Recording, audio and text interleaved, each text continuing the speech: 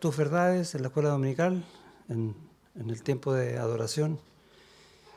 Y también rogamos por nuestros niños, por nuestros jóvenes, para que puedan seguir aprendiendo fielmente tu palabra. Ayúdanos, te rogamos en el nombre de Jesús. Amén. Niños, jóvenes y los intermedios a sus salas. Los jóvenes más maduros, o sea, nosotros nos quedamos acá. ¿Está bien? Tengo un rango etario bastante amplio. No, más duro ese eres tú. No, más duro, dije yo. Sí. No me confunda. Ok, abrimos nuestras Biblias en el libro de Hechos, que estamos siguiendo la serie donde Jesús, allá en Mateo 16, revela que Él va a edificar su iglesia y es lo que está narrando entonces el libro de Hechos. Y vamos a ver el capítulo 13, que quedamos el domingo pasado allá. ¿Se acuerdan en qué versículo, no? ¿O con suerte se acordaban en qué capítulo? ¿Tampoco? ¿No?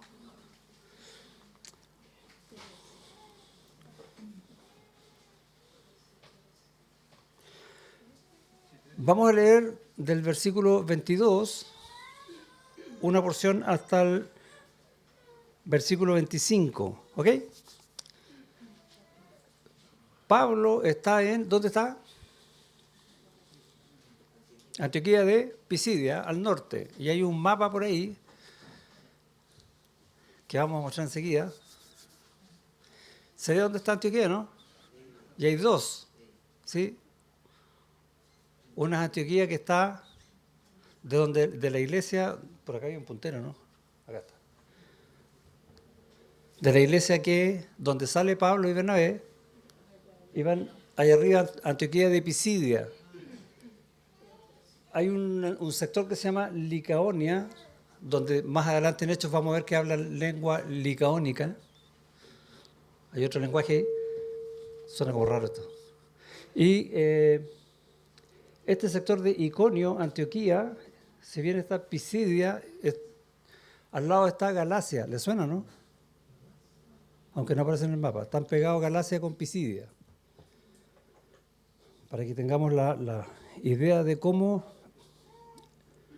en los viajes de Pablo para establecer iglesias en toda esa zona, después van a ser instruidas por las cartas que va a mandar Pablo a esas iglesias. Ok, entonces, en el texto, versículo 22, quitado este, y está hablando del rey Saúl, un rey que eligió la gente, el pueblo, les levantó por rey David, de quien dio también testimonio diciendo: he hallado a David, hijo de Isaí, varón conforme a mi corazón, quien hará todo lo que yo quiero. Y ese versículo da para hacer una prédica completa, es precioso. Entonces, ¿qué está introduciendo a David? ¿Y por qué David? Porque en David Dios va a hacer un pacto, el pacto davídico, segundo libro de Samuel, capítulo 7, que va a decir que en su descendencia va a haber, ¿qué va a haber? ¿Qué tipo de rey? Eterno, ¿ok? Y está hablando de Jesús, o si quieres, el Cristo. De la descendencia de este, y ahora va a explicar, y conforme a la promesa, Dios levantó a Jesús por Salvador a Israel. Y hasta ahí llegamos el domingo pasado. ¿Qué introduce? La salvación. ¿Qué tipo de salvación? Ay, se me olvidó decirle que había puesto un título en la escuela dominical que se llama Anuncio de la Gracia del Resucitado. ¿Y por qué le puse resucitado? Porque eso va a terminar hablando el texto de Cristo, pero ahora resucitado. ¿Y de qué partió hablando? De Cristo como Rey. Y va a terminar hablando de Cristo resucitado. Y la gran pregunta es, ¿por qué Pablo va a predicar de esa manera? Y eso es lo que vamos a estudiar hoy día. ¿Les ha pasado que quieren predicar de repente el Evangelio y no saben cómo? O yo recuerdo, recién convertido, pensaba yo, ¿cómo le explico a otro el gozo de tener el Espíritu Santo? Difícil, ¿no?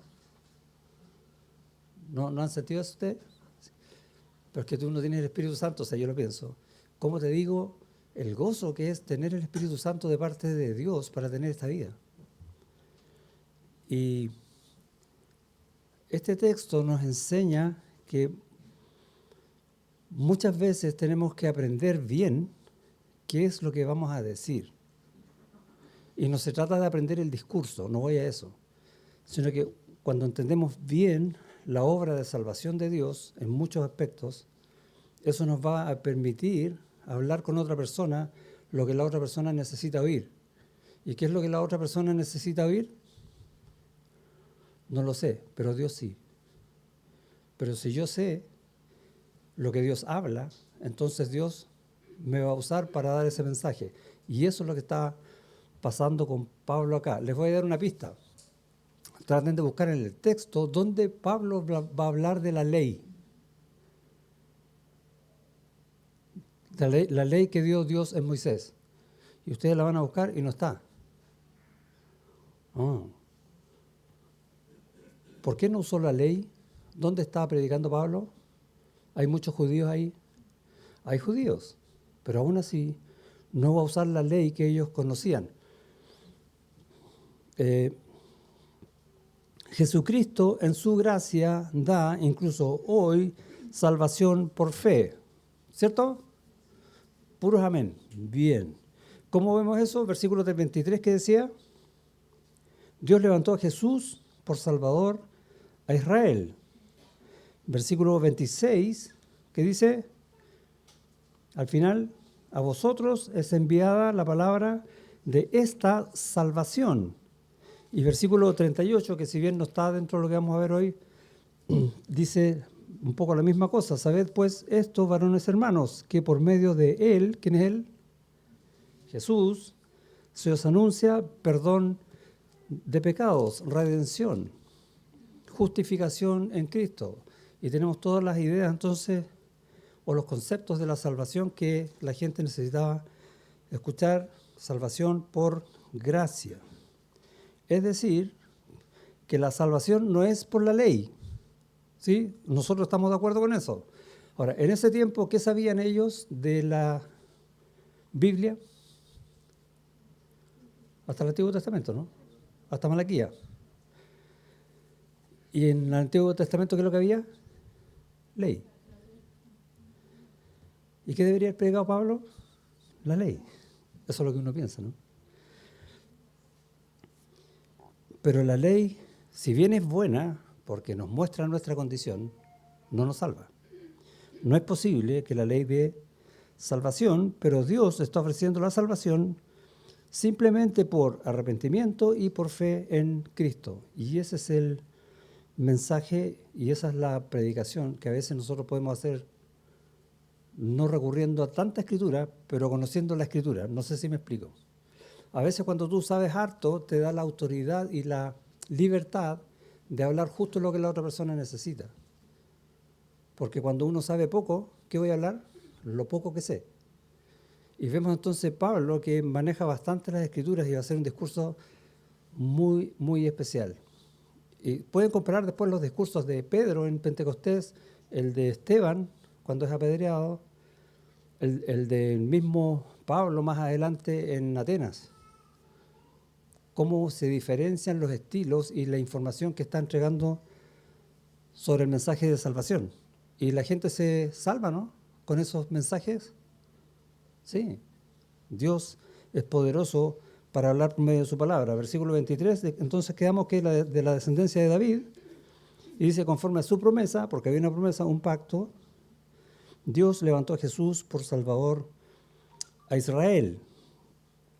Entonces introduce ahora a la persona de la promesa. ¿Qué había estado hablando antes? Que Dios estableció un pueblo y a pesar de los pecados del pueblo, Dios va guiando a ese pueblo con poder.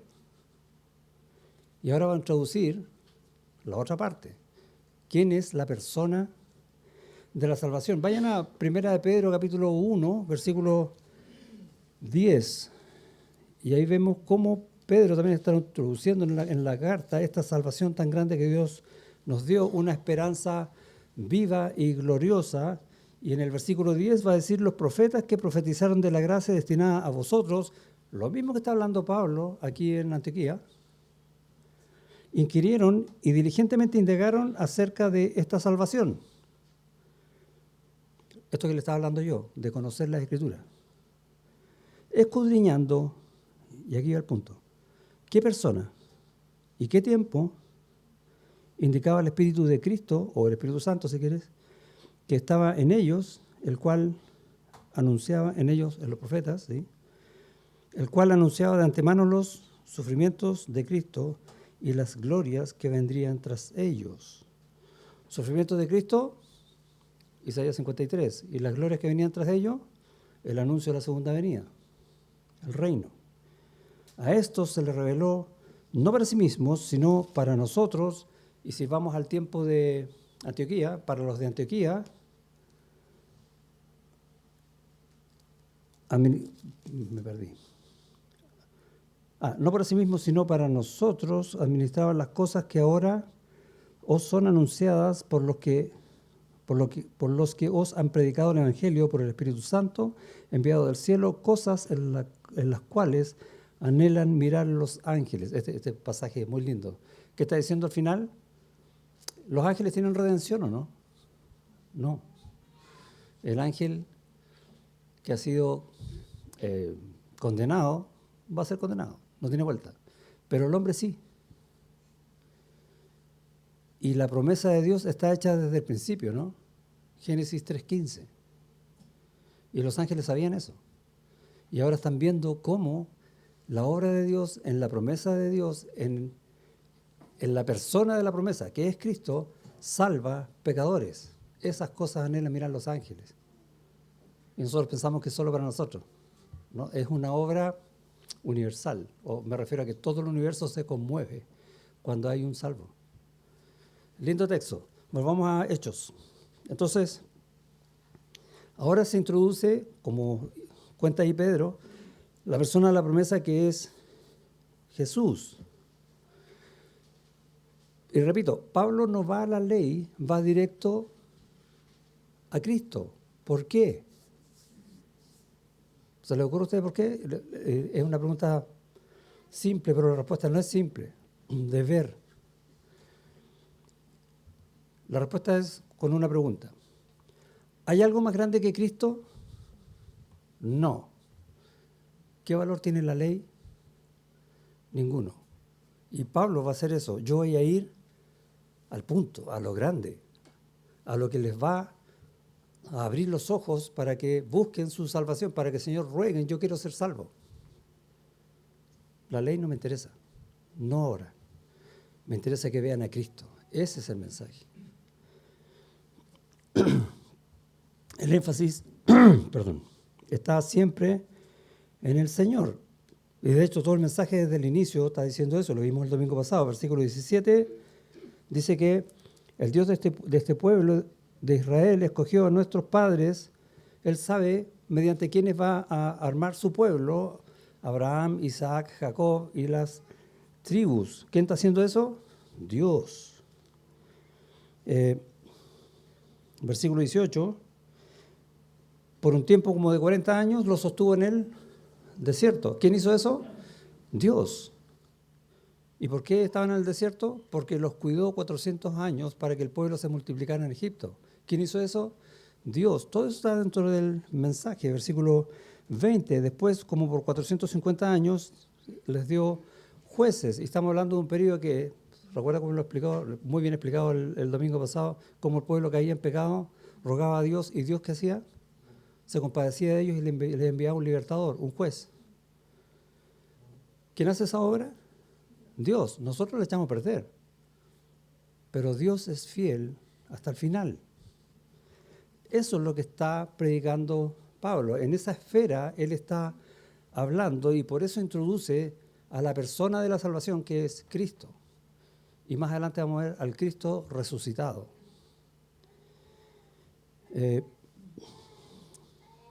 Ahora, básicamente decir, ahora el Salvador ha venido, es Jesús. Eso le está anunciando a la gente. Versículos 24 y 25. Vamos a entrar al Nuevo Testamento. ¿Sí? Salimos ahora del Antiguo Testamento en la prédica de Pablo y vamos a entrar al Nuevo. Dice, Antes de su venida predicó Juan el bautismo de arrepentimiento a todo el pueblo de Israel, mas cuando Juan terminaba su carrera, dijo, ¿quién pensáis que soy? Es un pasaje que aparece ya en Juan capítulo 1, cuando le van a preguntar, ¿y tú quién eres? Si era o no el Mesías. No soy yo. Perdón, no soy yo él, ¿sí? Mas he aquí, viene tras mí uno que no soy digno de desatar el calzado de los pies. Entendemos la figura esa de desatar, recuerda, ¿no? El empleo, el oficio más bajo, más humilde del pueblo era limpiar los pies de las visitas que venían a la casa. Y él está diciendo que ni siquiera yo soy digno de eso ante el Señor. Y en Juan es interesante porque dice que el que viene tras de mí es antes de mí. Y declara la divinidad de Cristo. Entonces, a ese pasaje está acudiendo Pablo, yendo a... Recuerda que ellos conocían solamente el Antiguo Testamento, ¿sí? Que para ellos no era el Antiguo Testamento, era toda la Escritura. Y hay una profecía en Isaías 40 que habla de esto. En Isaías 40 comienza diciendo... Es una profecía que tiene que ver con el cautiverio de Babilonia y dice, consolaos, consolaos pueblo mío, dice vuestro Dios. ¿Por qué? Porque va a profetizar como cuando vuelvan del cautiverio, que todavía no ocurre. Hablad al corazón de Jerusalén, decidle a voces que su tiempo es ya cumplido, que su pecado es perdonado, que doble ha recibido de la mano de Jehová por todos sus pecados. El castigo del cautiverio en el contexto. Pero tiene otro cumplimiento, ¿no? Jesús que viene a salvar. Voz que clama en el desierto. Y la idea, en el contexto de Isaías, del pueblo de Israel, es el mismo Dios que va a traer al pueblo de vuelta a Jerusalén. Pero tiene otro cumplimiento, Juan el Bautista. Voz que clama en el desierto, preparad camino a Jehová, al Señor. ¿Sí? Entonces ahí no vamos a leer todos los versículos, desde el 3 al 5, está hablando de Juan el Bautista, que más tarde Malaquías se va a referir a él al final del libro como Elías. Va a venir Elías. Y Jesús dice, ese Elías ya vino, es Juan. De ese Juan el Bautista estamos hablando, hijo de Zacarías, que era levita. Por lo tanto, Juan el Bautista era levita. En Mateo, capítulo 3, vamos a hacer otro ejercicio bíblico hoy día. Versículo 11, va a decir, Juan está hablando, dice, yo a la verdad os bautizo en agua para arrepentimiento. ¿Sí? ¿Qué significa eso? Que todo aquel que se bautizaba con Juan, ¿qué estaba reconociendo? Que es pecador, que necesita la salvación del Señor. Y ahí es donde comienzan los problemas en el pueblo de Israel. ¿Por qué? Porque Israel, como decía, nosotros somos pueblo de Dios, no necesitamos nada, vamos al cielo. Y Dios nos salva por nación, salva por gracia. Y todos somos pecadores y todos merecemos el infierno. Y algunos que entendían el mensaje se bautizaban entonces para arrepentimiento con Juan. Había que ser valiente en ese tiempo, ¿no? Para mostrar esa condición, humillarse de esa manera. Pero el que viene tras mí, cuyo calzado yo no soy digno de llevar, es más poderoso que yo. Él os bautizará en Espíritu Santo y fuego. ¿Qué está diciendo cuando dice Él os bautizará en Espíritu Santo? ¿Cuál es el bautismo del Espíritu Santo? La obra mediante la cual Cristo incorpora al creyente a su cuerpo, a su iglesia. Ese es el bautismo del Espíritu Santo, 1 Corintios capítulo 12, versículo 13, ahí lo pueden ver. ¿Y el bautismo por fuego? La condenación, ¿sí? El juicio. Entonces, es bonito el versículo y terrible a la vez. Entonces, comienza a hablar de el Bautista que introduce a la persona de Jesús. He aquí el Cordero de Dios que quita, ¿sí? Ya no cubre, como el Cordero, el animal. Este quita el pecado del mundo. Este es el Cordero real, el de Dios. Eso está anunciando entonces Juan el Bautista.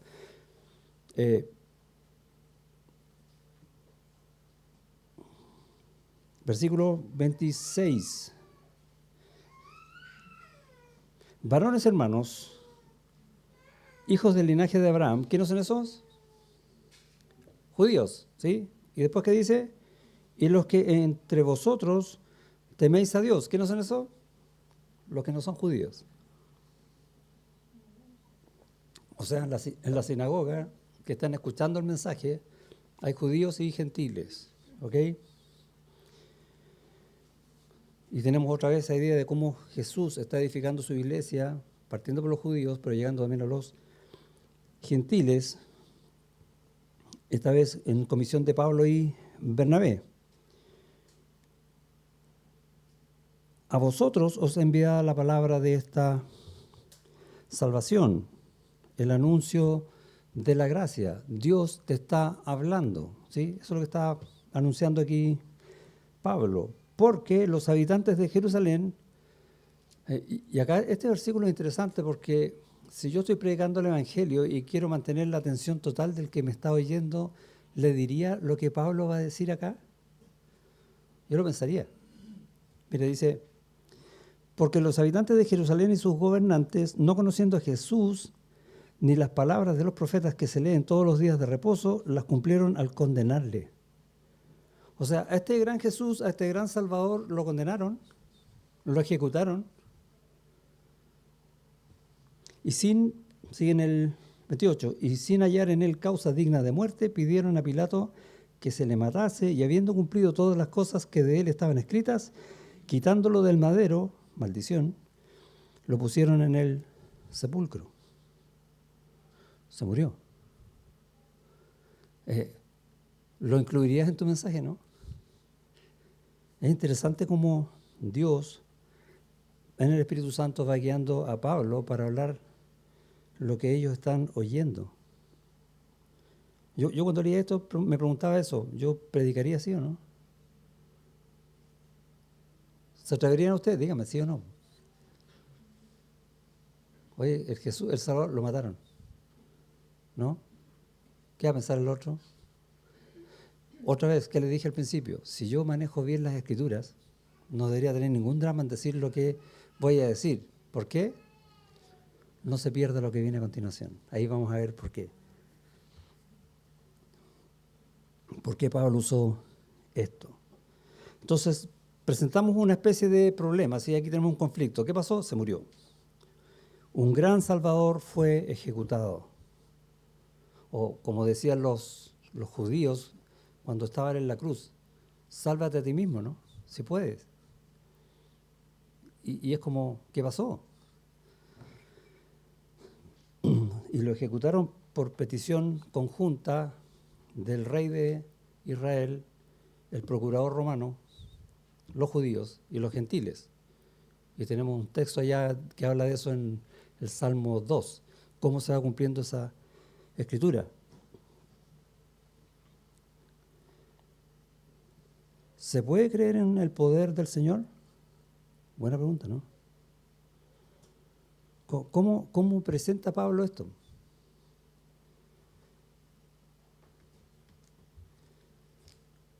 Versículo 15.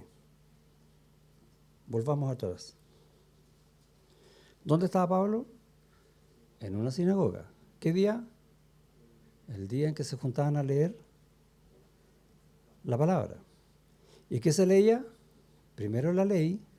Recuerda que Rafael explicó eso. Se ponía un velo, se hablaba la ley y después se leían los profetas. ¿Cuántas veces hacían eso? Todos los sábados. ¿Conocían las escrituras? Sí. ¿Y qué está diciendo Pablo Volvamos al versículo 27. Porque los habitantes de Jerusalén y sus gobernantes, no conociendo a Jesús, ni las palabras de los profetas. Entonces, Pablo está yendo a lo que ellos sabían en su mente acerca de las escrituras que hablaban de Jesús para ponerlas, mediante la obra del Espíritu Santo, en su corazón. Por eso habla lo que va a hablar. Que se leen todos los días de reposo, las cumplieron. Dios cumple su palabra. ¡Wow! Entonces era más de lo que aparentemente parece el mensaje de Pablo, ¿no? Otra vez, cuando yo entiendo las Escrituras de esa manera y la obra de Dios mediante su palabra para llegar al corazón de uno, voy a predicar con toda autoridad, ¿no? ¿Qué es lo que está haciendo Pablo acá? Estoy repitiendo esa idea cada rato para animarlos a estudiar la palabra y decir, yo sé lo que Dios está haciendo en este mundo partiendo por mi vida, ¿sí? Esa es un poco la idea. El Salmo 2, ¿por qué se amotinan la gente? Recuerda, ¿no? Y se van contra el ungido. No vamos a ir allá a ese texto todavía. Y eso no está en la ley, está en un salmo. Isaías 53, un profeta. Isaías 53, ¿de qué habla? De que nuestro pecado lo cargó Jesús y Dios lo aplastó por causa de nosotros. El sufrimiento del Mesías. Ellos lo sabían y eso es lo que está diciéndoles Pablo. Este del que Dios habla, del que pasó todo eso, este es el mismo. Pero resucitó. Y ahí viene el cambio. Pero ahora está presentando toda la evidencia de la palabra de Dios que va a decir todo lo que ellos conocen en la muerte de Jesús, pero que ese Jesús es el Mesías y que va a resucitar. Y de hecho está hablando lo mismo que hizo Esteban en Hechos capítulo 7. ¿Se acuerda que Pablo estaba ahí con Esteban cuando Esteban predicó Hechos 17, 51 y le dice al pueblo de Israel, duros de cerviz, es suave el mensaje, e incircuncisos de corazón? O sea, el problema es que nosotros somos duros, somos porfiados, no queremos aceptar la palabra de Dios, no queremos que alguien nos diga, tú no tienes nada que hacer, la salvación solo viene por mí, porque nos humilla, ¿no? Incircuncisos de corazón y de oídos, vosotros resistís siempre al Espíritu Santo como vuestros padres, así también vosotros. ¿A cuál de los profetas no persiguieron vuestros padres y mataron a los que anunciaron de antemano la venida del justo, de quien vosotros ahora habéis sido entregadores y matadores? Ese mismo mensaje el que está usando Pablo, volvamos allá a Hechos capítulo 13. ¿Vamos bien hasta acá, no? ¿Preguntas? ¿Todo claro? ¿Están todos así? ¿Qué es lo que viene? ¿Qué es lo que viene? ¿Ya? Esa es la idea. Más aún enseña en el sentido más pleno y elevado la salvación. Esto de que Jesús murió. ¿A qué me refiero? Si el Señor me va a salvar a mí, Efesios capítulo 2 me describe a mí, ¿sí o no? ¿Cómo empieza Efesios capítulo 2? Porque estábamos muertos en delitos y pecados, ¿no dice eso? Yo soy muerto. ¿Qué necesito para tener vida eterna? Vida, resurrección. Pero Dios, que es rico en misericordia, por el gran amor con que nos amó, nos dio vida juntamente con Cristo. Sigue allá Efesios capítulo 2.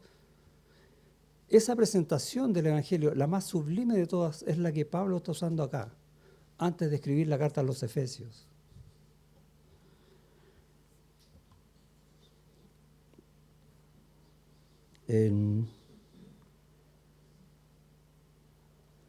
¿Qué más conocían los que estaban en la sinagoga? Si conocían los profetas, conocían el nuevo pacto, ¿no? Y yo os daré un corazón nuevo y pondré mi espíritu en vosotros.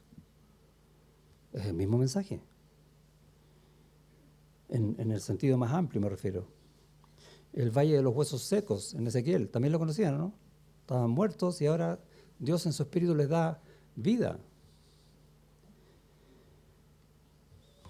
Versículo 28, estamos en Hechos 13, ¿cierto?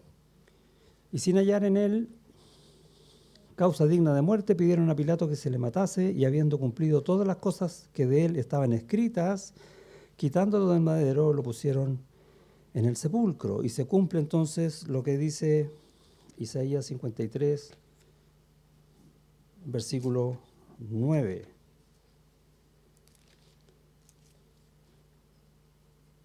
Y se dispuso con los impíos su sepultura, mas con los ricos fue su muerte, aunque nunca hizo maldad ni hubo engaño en su boca. De otra manera, está relatando el mismo texto que ellos conocían. Versículo 30, mas Dios lo levantó de los muertos. Y este es el punto cúlmine de la predicación, o el clímax de la predicación de Pablo. ¿Qué había estado haciendo? Está guiando a toda la gente en toda la obra que Dios hizo en el pueblo de Israel. Levanta un Salvador, que lo anuncia por medio de Juan el Bautista, lo matan.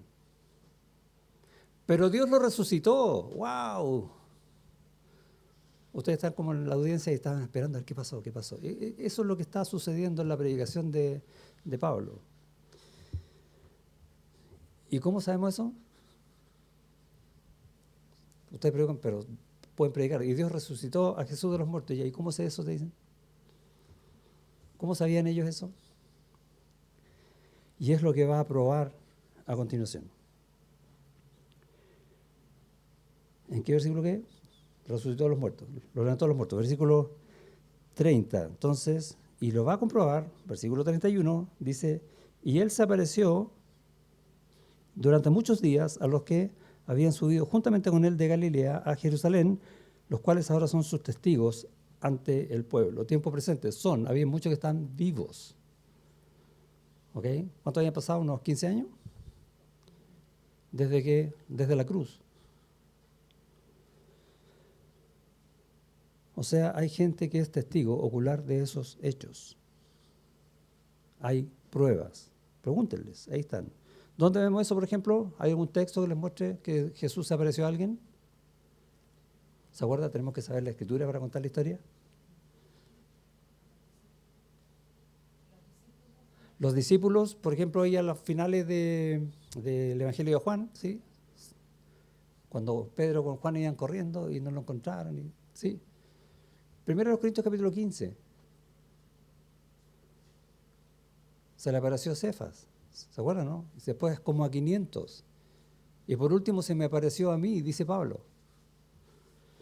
Hay varios textos entonces que hablan de este testimonio ocular de la resurrección de Cristo, que es lo que Pablo ahora está probando acá.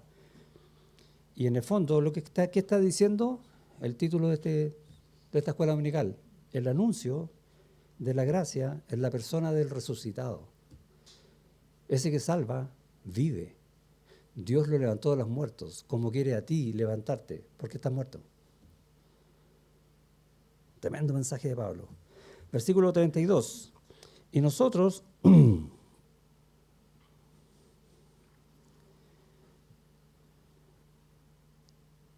también os anunciamos el evangelio de aquella promesa hecha a vuestros padres.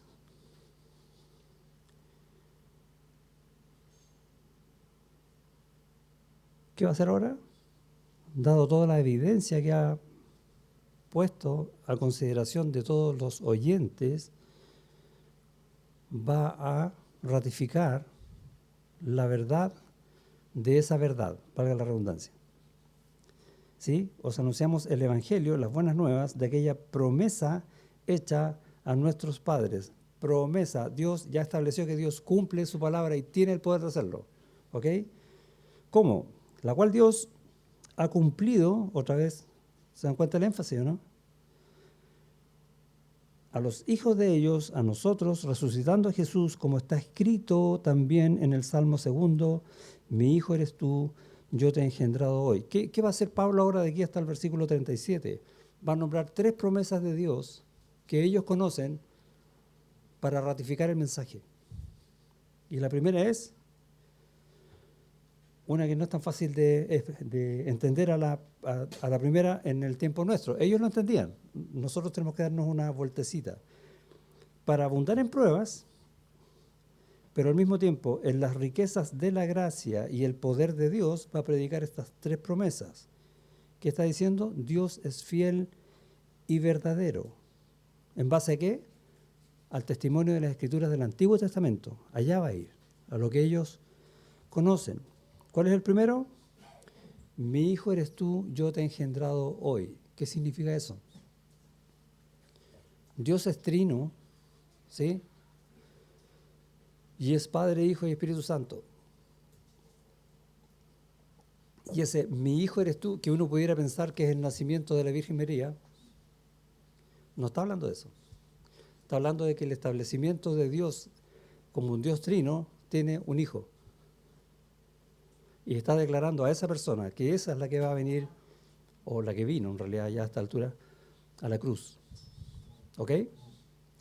Yo te he engendrado hoy, y aquí se nos enreda un poco. ¿Qué significa engendrado? Otra vez, ¿qué vamos a pensar? Que nació de María. No, no está hablando de eso. El texto en el hebreo apunta a que él está engendrando un rey, uno que no había. ¿Me explico? Para entenderlo en términos nuestros. Nace una estrella. ¿Decimos eso, no? No me miren a mí. No. Decimos eso, ¿no? ¿Y qué entendemos? Que alguien que nunca había sido una estrella, ahora es una estrella famosa. Bueno, un poco el concepto, aunque muy lejos, apunta a eso. Yo te he engendrado hoy. Es la entronización o la declaración del rey eterno, la corona puesta en el rey. A eso significa el yo te he engendrado hoy. Ellos lo entendieron. ¿Y qué está diciendo? Que este Salvador es el rey. Primera promesa. Él es.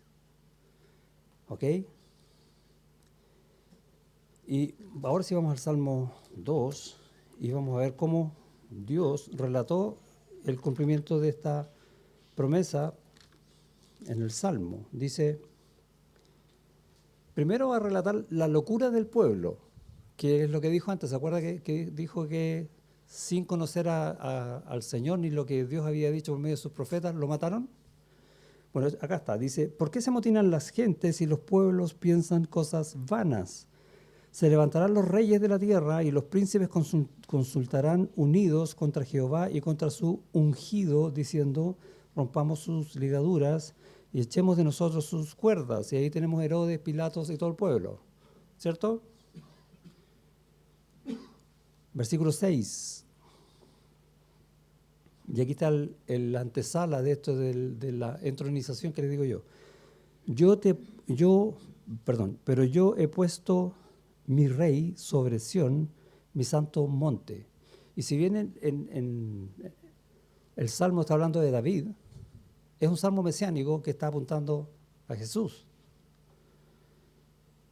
¿Sí? Pero yo he puesto mi rey sobre Sión, mi santo monte, yo publicaré el decreto, Jehová me ha dicho, mi hijo eres tú, yo te engendré hoy. ¿Cuándo fue eso? Segundo libro de Samuel, capítulo 7, en el pacto que Dios hace con David. De ese tiempo está hablando, de la promesa de Dios que va a cumplir literalmente en la segunda venida de Cristo en el reino. ¿Ok? ¿Dudas, preguntas por eso? Cuando dice el monte de Sión se refiere a Jerusalén. Sí, siempre vamos a referirnos a eso y la idea es ver Jerusalén con el templo en el monte de Moriah. Esa es la idea del monte de Sión. ¿Sí? Cada vez que vamos a Sión en el Antiguo Testamento, Jerusalén.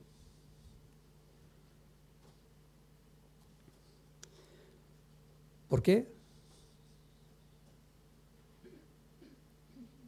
¿Dónde va a venir Jesús? ¿Dónde va a estar reinando la segunda venida? En Jerusalén, en el templo.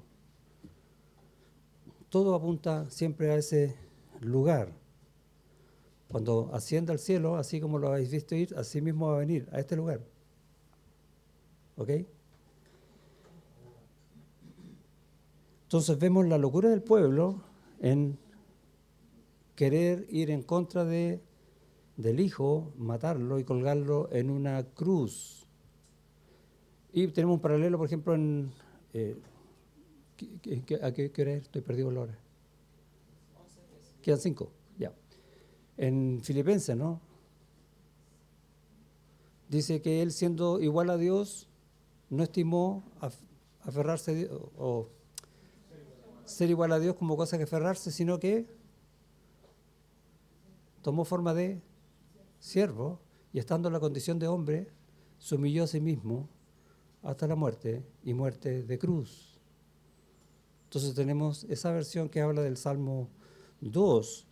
Luego responde a la promesa en David que él va a poner su rey y la coronación del rey eterno. Este es mi hijo, yo te he engendrado hoy. Y el mismo Filipenses, capítulo 2, sigue hablando en el versículo 9, ¿sí?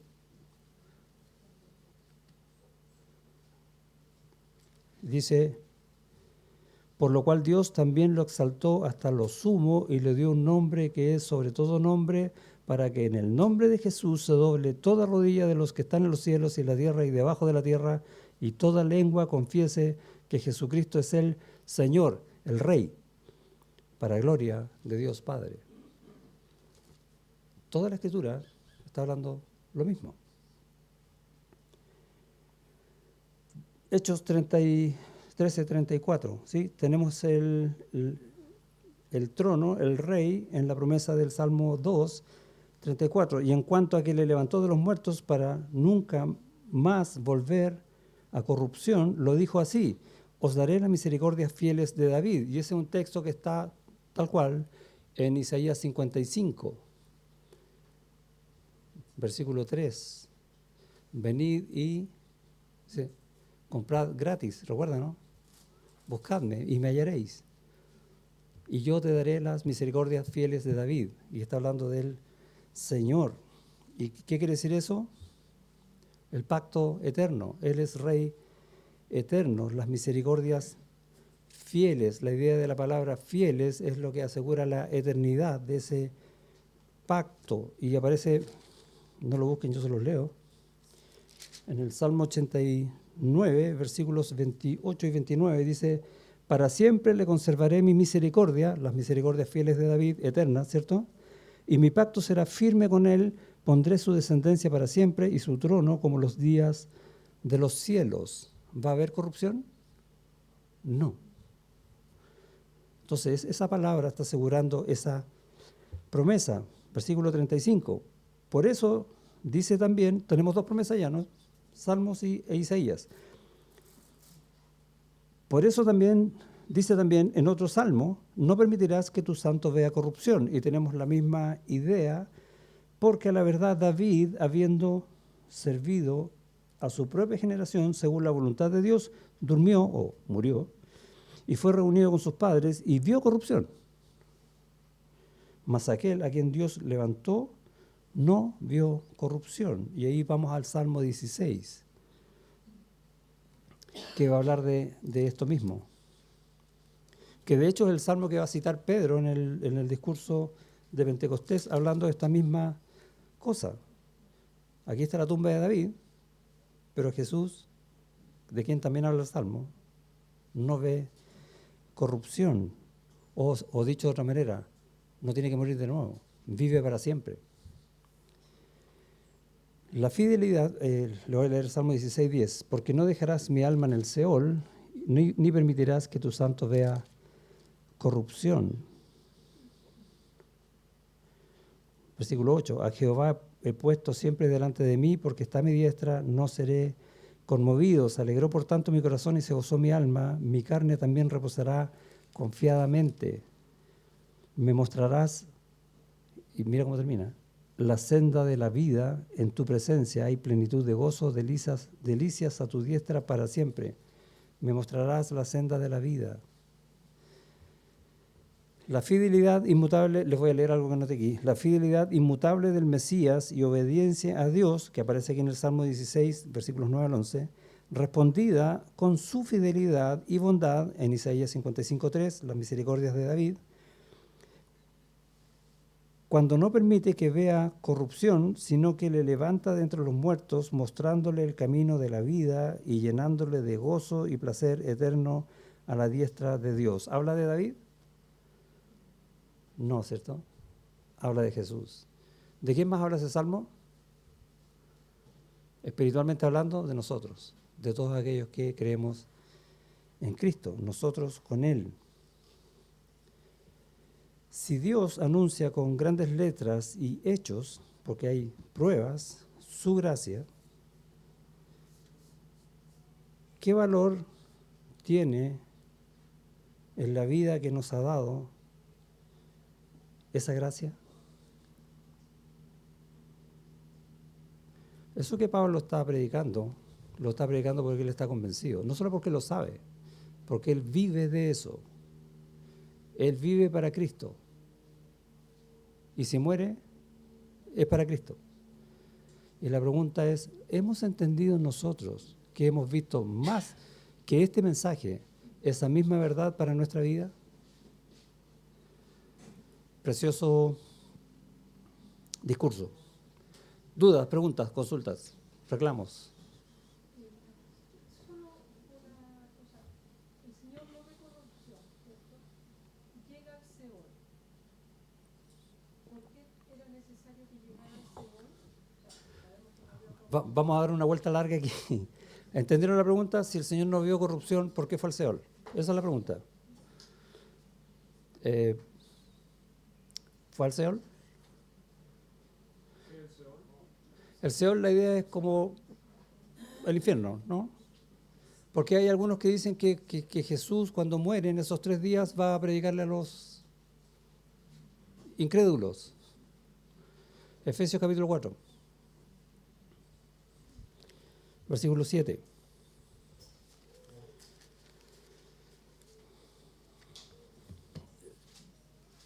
Hay problemas de interpretación en algunos textos. Pablo en Efesios capítulo 4 va a decir, mira, la iglesia tiene que funcionar de esta manera. Así le diseñó el Señor y dio personas, dio dones, dio salvación para hacer su iglesia.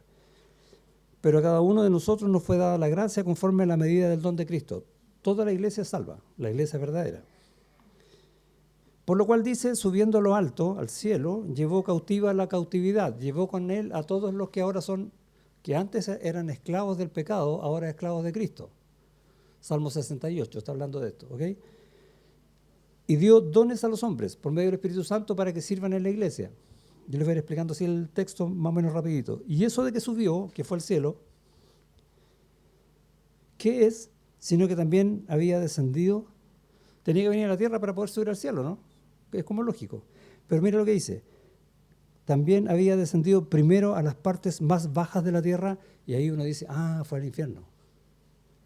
Pero el texto está hablando de cosas espirituales. ¿Cuáles son las partes más bajas de la tierra? No estimó ser igual a Dios como cosa que aferrarse, recuerda, ¿no? Sino que, tomando forma de siervo, se hizo semejante a los hombres, pecadores, lo más bajo de la tierra. De eso está hablando, de su primera venida.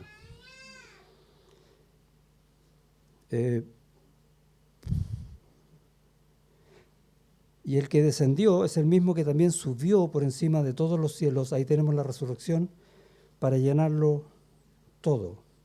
¿Se entiende el punto, no?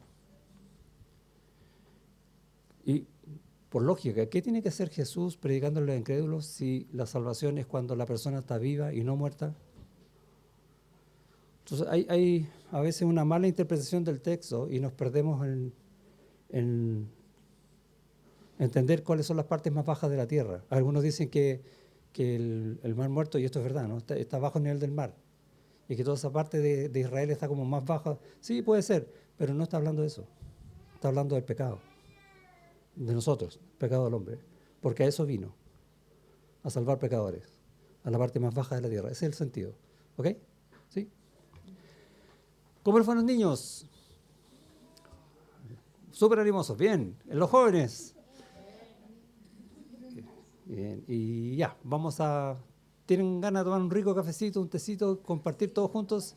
Vamos a orar entonces. Gracias, Señor, por este tiempo, por tu palabra, por tu verdad, por cómo tú has puesto creyentes desde el principio, Señor, hablando y enseñándonos hoy todas tus promesas y la vida en el resucitado. Gracias por tu gracia, por sobre todas las cosas. Bendice este tiempo, Señor, el que vamos a compartir juntos ahora. Te rogamos en el nombre de Jesús. Amén.